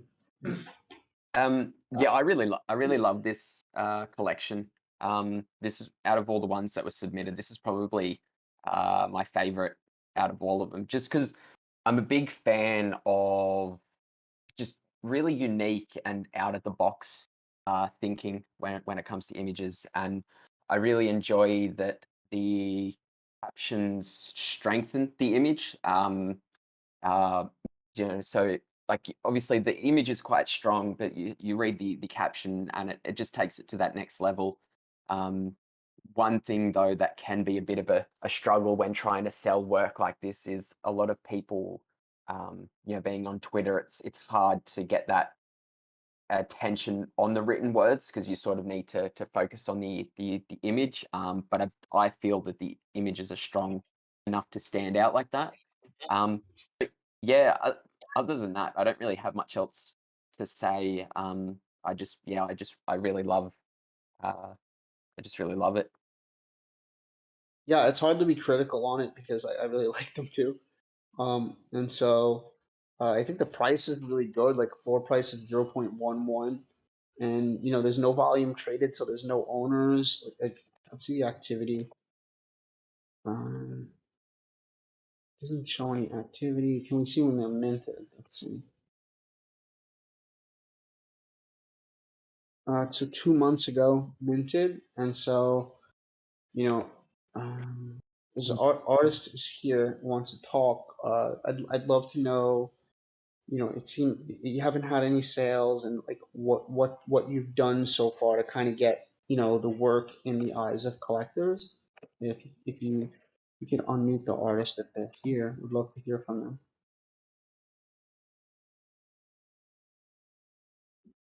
Hello. Yes, hello. I'm not exactly sorry. I'm following your detailed review and comment, and also I'm taking notes. I haven't sold yet. I'm in 2 months, so your Yes. feedbacks So are so important for me. Yeah. yeah. So we really enjoy the work, and the price is set at a really good price. And so, like, the thing that I begin to wonder is then, like, that there's not enough eyes on the project. And so, there's a few things you can do, right? It's like, It's a few things usually, and it's like normally like your activity on Twitter, like because like Twitter is basically the Web 2 bridge over to Web 3. So Twitter, I would say, is really important. Have you thought about possibly talking in chat spaces about the work? Have you thought about, maybe like taking a single image and, posting it on your Twitter and like talking about that specific one or this or the specifics of the project? You have the project pinned on your Twitter. What some of those things like where we can really get it in the eyes of collectors because I'd love to see and hopefully we could have some people retweet your work today and hopefully we can have some eyes on it and stuff today. But outside of that, like I would ask like what have you done or what do you consider doing from here on out to kind of get your work in the eyes of more collectors? Mike, do you just want to refresh the collection page for me, please?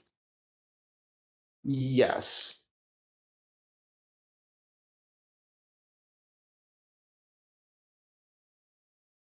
Oh wow, so someone bought something here.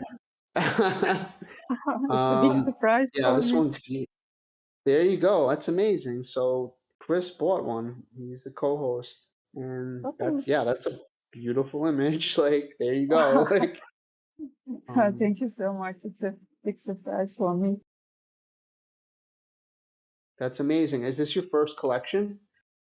Yes, it's the first one. Yeah, I remember when I First, sold them my thank first you. piece.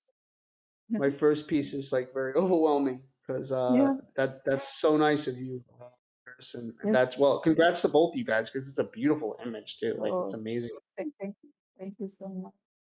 Yeah. Yeah, This is this is great. the purpose of my community edition that I do. It allows me to buy emerging artists, and yeah, I was lucky enough that I had a bit of sitting around from that, and the image just like I was just sold on it straight away.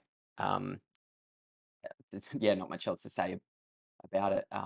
I just like the two opposing forces on it, whereas especially in real life, we're sort of getting tugged around from different things. So yeah, it really resonated with me and I wanted to show that. So yeah, there you go. Thank you. You're so kind. Yeah, that's beautiful. So I mean, yeah, so there's, there's one thing like so, you took the initiative to apply to the AMA, which is like tough as artists because like when we take images or we create art, like we're kind of like sharing our soul with the world, and so that takes like a lot. And so that's a step that you did to be in the AMA, and so that's like getting eyes on your work. And so like and you have a sale now from that, and I didn't know that was going to happen. I'm surprised by that, and sometimes it happens, and that's really beautiful. And that's just the thing is that's just the thing that I'm talking about is like what can you do to have more people see this because the work is really really good. And so yeah, outside of this, like I don't know if I'm following you on Twitter, and if not, I'm going to follow you, and I'm definitely going to retweet what happens today of of Chris buying a piece. Like I love seeing live sales, and I'd love to Yes, get more people's eyes on it. And so yeah, hopefully that gives you like a little kind of boost to yes, be definitely. more active with it. Cool. Congratulations. That's awesome to both of you guys. You have an awesome piece and you have a sale now, and it's really cool. So yeah, did you have any questions? My question is, should I wait until sold out collection to load new collection? This I didn't collection quite. should be finished. Load new project. Oh, so you're thinking about you have a different type of work that you want to drop? Yeah, I'm thinking, how long should I wait for the Yeah, I sale? mean, so Because I am very it's a new in yes. NFT. I am learning every day. Yeah, I mean, so I'm not the best example because I've minted projects before the last one sold out, and then you sort of flood your own market because now you have, you know, 2 or 3 or 4 or 5 different bodies of work that are not fully sold out, and so you have to find time to fill your own work in a way that's you know, doesn't seem like you're shilling. And then so if you have multiple projects, if your Twitter always seems like you're trying to shill your own stuff, it starts to then feel a bit desperate, or it starts to feel like you only showcase your own stuff. And so I mean, honestly, you know, I would probably just stick to this for a bit until you've at least sold out half or so. Mm-hmm. And like, I don't know, the way I try to look at it on Twitter is like, I like to showcase other artists a lot, and then I like to keep my current body of work as my pinned tweet. And so sometimes when I showcase them, then they'll showcase me, and it's sort of has like a karmic thing to it. And so yeah, I mean, I would probably focus more on talking, posting about your first sale today, and Okay. having so Okay, some I people got it. from Meta. Yeah, like I'd probably focus on this a bit more before I drop something, especially if you drop the second thing on OpenSea. And then also, like, if you were to drop another collection, I would probably drop it on a different platform, or I probably wouldn't drop a collection that was very similar to this genre if you hadn't initially sold out this, because then things become more risky Mm. from the collector's standpoint, if that makes sense. Okay. Okay, I got it. Thank you. Cool. Okay. Awesome. Thank you for getting on the mic and everything today, and congrats on your sale, and congrats to both you guys. Thank you so much. Cool. So we'll move on to the next collection, which is maybe NSFW, maybe not suitable for work because there's nudity, but it's like fine on nudity, so it's pretty beautiful. This collection um, is called Half Woman, and this is by Mustafa uh, uh, Faturgut, Faturguta. But in discourse in our country that describes working women as half and incomplete because they cannot fulfill their feminine duties such as raising children. Most of the women's murders and the anarchy faced by women in my country for years are powered by this bigoted and dark idea. Unfortunately, social and especially political fears are now taking sides in front of courage in our country, which has concisely drifted towards bigotry. Oh, I'm sorry.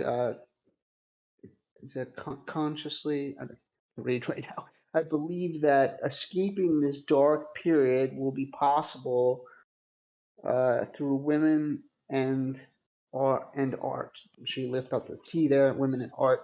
This project is a stance against the bigoted politics which ignores femicide and violence against women and is protected by politicians.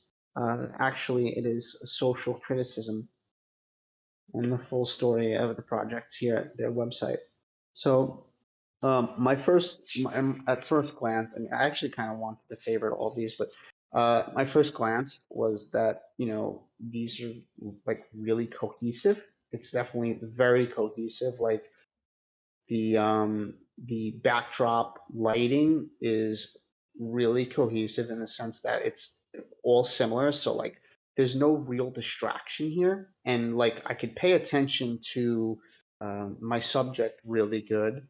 And then it's also cohesive in this regard that the left side of the body is showing where the right side of the body is covered by I believe, what is their work uniform. And so, I thought it was a really, really interesting concept, and I think it's really well executed as well. And so if we open these up, we can see that you have some information here. Like, okay, so she's a model, 22 years old, studying economics. She saves money by modeling in many countries of the world in order to continue her education.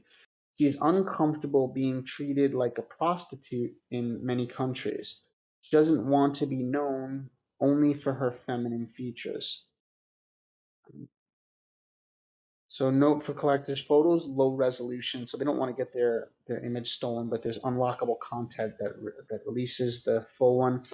License for public display, non-commercial exploitation. No information in here about the work being one of one. So, and no properties about it being one of one as well. So that's really important. I like the description. I really enjoyed the description, because it kind of tells us about like who they are, what they do, and then a little bit about how they feel about what they do. Love how this is cut like completely down the middle. Really, really good editing skills. Really beautiful. So this one too. Oops. Half woman. And this is number 3. 24 years old, from Africa. A language teacher, and during the few months she lived in rural Turkey, she got tired of the verbal abuse from men and women because she was single and changed her city. She hates being harassed for being skin color and female. Interesting how they all have like a little story about them, and where they're from, what they do. I like that you also included like just models that are just like of different shapes, different sizes, and just different ethnicities and jobs. It's all real beautiful.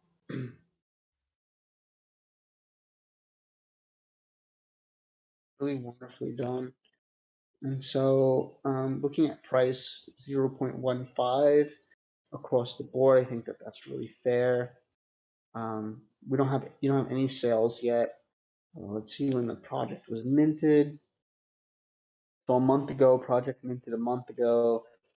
Started the price at 0.25. I guess lowered the price to kind of meet the market's current, pricing and such. What do you so Chris, what did you get from the collection? You enjoy the collection? Any critique? Anything you'd have done differently? I thought this was like a really good collection, and also in the best way possible, it was confronting, because it really highlights the other side. Obviously being a man, I don't see this sort of thing, so it's really interesting to see that perspective and to be laid out the way it has, and it's a really interesting concept with the half on, half off. Like I feel like it hits all the check marks for a solid collection, but I guess the struggle would be promoting it. The nudity can be a little bit confronting, but aside from that, like it it needs it. Like it's part of it's not nudity for the sake of nudity. Like it makes sense, but I feel like it can make some people a little bit squeamish. So it might be a little tricky to move it, but right collectors, they will be all over this because of the message behind it. Yeah, I think the message is really good, and I don't think that it's like I don't think that it's like sexualized or feels pornographic in any way. I definitely think that it's definitely fine art nudity, and love the message, and I think it's really well done. And I don't know if we have the artist here with us today. I want to talk a bit. If they have the artist, that would be great, because we only have one other collection after this, so we're actually doing pretty decent time. If not, then I really don't have much feedback for this. I just wanted to highlight the collection because I think it's a really good collection, a really good message. and that probably, you know, it's just not in the eyes of anyone because it's like, you know, the zero favorites, you know, a lot of it's just favorites that I put on here. And so I'd really have to go in and dive into this artist's Twitter and stuff like that, which I can do after the session and get an idea of what their engagement's like. And I really consider joining like female some female spaces or like some female movements. There's a lot of female movements in the space and females that would really love to help you move your collection, and like, you know, we'll try to help you move your collection as well. But some of the things that you could be doing in the space to get more eyes on this is what I definitely look into. And so if the artist is not here, we can move on to the last collection.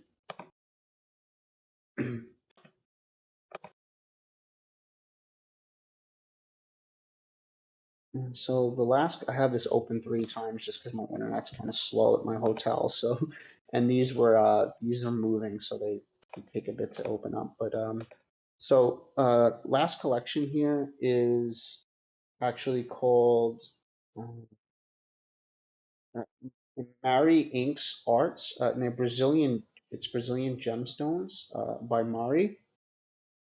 And so yeah, so these are. If I actually go back. You get the description of the, you can see them, well, we'll see 3 of them together.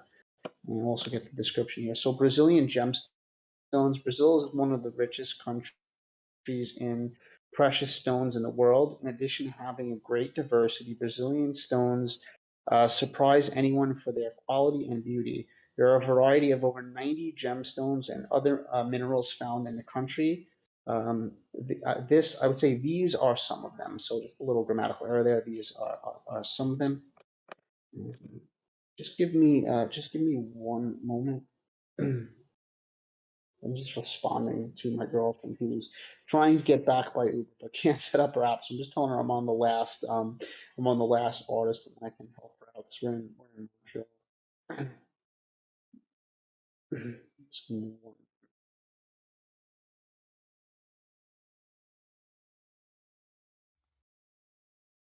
Well, thanks guys for that. All right, so I want to open these up because they each have some writing and stuff. So currently Brazil's the world's largest producer of this very popular colored gemstone, amethyst. I guess I say amethyst. And I have this stone at home, this crystal. The variety of quartz can have different tinges of purple, including reddish purple, or lilac that fades into purple. As a derivative of the Greek word amethystos, amethyst implies sobriety and maintains a substance-free mindset. It is believed that amethyst promotes serenity and calm. People who work with crystals can use the gemstones to relieve anxiety and pain perception.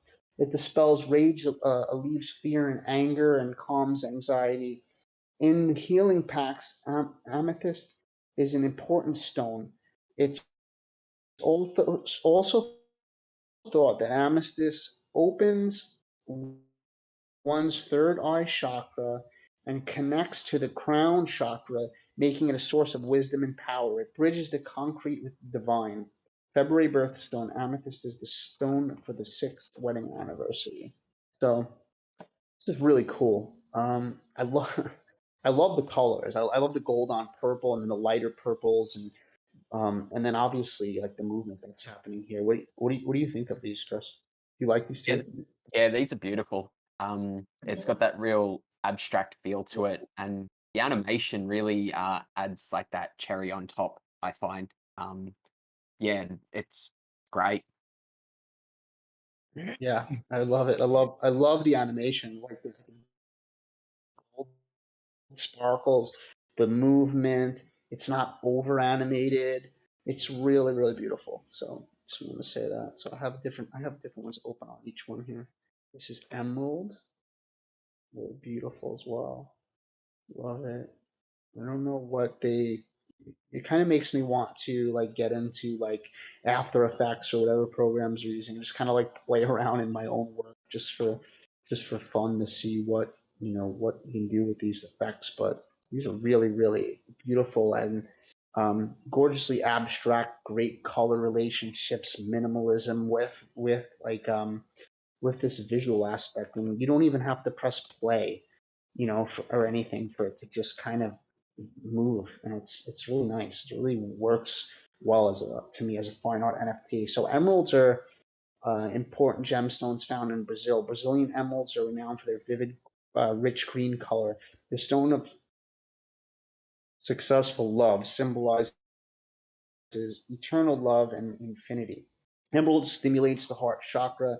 It heals the emotions. It also the physical part, symbolizing love, affection, and rebirth. The stone has stimulating and calming attributes, brings equilibrium to the physical, emotional, and mental areas of an individual, embracing all aspects of the lives. May birthstone, emerald is one. So in the last one, aquamarine, another beautiful shape. And I love how they're all shaped differently. And I have no idea what the artist is actually photographing, or if this is even a photograph, or if it's digitally made. I don't really care. It speaks beautifully to me on its own. I love the descriptions about about each birthstone. So aquamarine, currently 90% of the world's aquamarines are extracted from Brazil, making the country the largest producer of the beautiful stone. It has a color that is very similar to ocean water and can vary in shades of blue. So like little things like can vary. So can vary, I'd change that. So it's like little grammatical things, shades of blue. Stone was used by sailors as a protection talisman during battle in sea and for good luck. That's a really cool history. Aquamarine has a special connection to the throat chakra, can help to improve communication. A great amount of positive energy comes from this stone that increases the ability to talk publicly because it helps with self-confidence. I'm gonna have to, you know what? I'm gonna have to get one of these and wear it around my neck because I know I'm gonna have to publicly speak sooner or later because I'm doing all of this Web3 sort of public speaking, but it's not in person. But if it helps with that, then I'm gonna have to throw one of these on my neck when someone actually asks me, "Can you come to one of these live NFT events and speak?" Because I've always been so nervous about that. A great amount of positive energy comes from the stone that increases the ability to talk publicly, and we already spoke about that. Mystics believe that the stone strengthens fidelity and truth. March birthstone, aquamarine is a stone for 19th wedding anniversary. So really cool. Love the descriptions. If I were you on Foundation, you could add up to like 10 or 11 tags. The more tags you add, you only have abstract here. I would add abstract, I'd add minimalism, I would add the color that it is, I would add crystals, I would add gemstone, I would add a lot of different tags here. The more tags there are, the more artists are going to be able to find you. And so, yeah, really beautiful work. And, I think the price is fair, especially for a foundation. Yeah, I'd love to get this in the eyes of more collectors. So we'll try to share this today. Anyone who's in the chat that would like to share these, they're really gorgeous. Chris, anything else that you'd like to add on the last collection here today? It's a small collection, right? It's a small collection of 3. So what about the number? How's the number? Is the number okay? Is it okay to have a collection of 3? I think so on Foundation. But how do you feel? I think Foundation, you can probably get away with it a little bit easier than, say, OpenSea, just because Foundation still has that like one-of-one reputation. But yeah, no, I think it's really great. I don't really have anything. I don't have any like criticisms to give, really. I think the descriptions are cool. It gives you a little bit of background about everything, and helps just sort of strengthen the relationship with why this particular crystal was used, or what have you. Yeah, I guess it's just a matter of, once again, like with everyone here, it's just a matter of finding those right eyes to see it. Absolutely. I think that's like the lesson of the day is like, lots of great work and just, what are you doing to get it, get it seen by collectors and get it just and kind of get your story out there, Like my biggest piece of advice is just, posting a piece to your Twitter and just writing about it and what that image feels to you and what art does for you. And like you talk about your story about it helping with mental health and such, and like just there's just so a lot of work that I've sold has just been like literally just talking to a collector about like what the piece is about, or just like posting about a piece and then just talking about how that piece made me feel. And just a lot of it in the space is just like a lot of collectors like to collect because they want to connect to something. Like they're humans just like we are as the artists, and they want to connect and they want to feel. And so I think that's the biggest lesson there is just like how can you get your stuff in the eyes of more collectors, whether it be talking through spaces or showcasing your work in a certain way, showcasing others, joining groups that are within your genre. And yeah, I'd like to just probably just end on that and just say uh thank you, Chris, for kind of taking like a last minute notice on me asking you to come and talk about work that you said that you don't consider yourself to be a strictly macro or strictly fine art, and I don't think it matters. I think you've like honestly provided like a lot of really, really great insight into how to be more cohesive and how you did within your success. And I really love bouncing ideas off you and would love to do more future AMAs with you. And just really appreciate having you here today. So thanks a lot, mate. So if you enjoyed this, would love to do another one sometime. Yeah, no, this was really fun. It was good to hopefully help artists and potentially get some more sales or to just create a stronger body of work. So no, I really enjoyed it, and thanks for inviting me on. Yeah, absolutely. And it's cool because we only had 7 artists today, and normally you have like 11, but we were really able to, talk more about your journey and talk more individually about these artists since we had less. And, hopefully we can get some eyes on them. And it was cool, really cool to see a live sale today. And you have a new, beautiful piece, and that artist has their first piece sold. And I know how great it feels to get my first piece sold, but I also know how great it feels to collect from someone and get their first piece sold. So that was great to happen. So, obviously, thanks Jungle and our moderators and stuff like that who are always here to help. Really appreciate you guys. If there's anything else, like Goon or Boss Mom or anything else before we close out here. Thank you.